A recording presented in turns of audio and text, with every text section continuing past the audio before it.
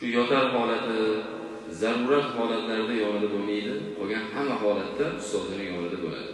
Imom Abu Hanifa rahmatullohi alayhi ham Hammod ibn Sulaymonni 18 yil mobaynida ustozimni lozim tutdim deb aytadilar.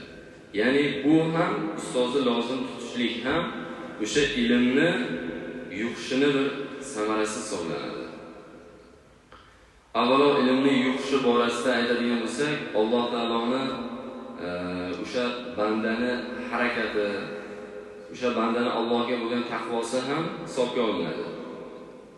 Alloh bu bandani yaxshi banda deb bilsa, keyin o'zini ilmini o'sha sog'lom bo'lgan qalb egalariga o'z ilmini o'sha qalbga joylashtiradi. Bu haqda Rasululloh sallallohu alayhi vasallam hadis sharifda marhamat qilib aytadilarki,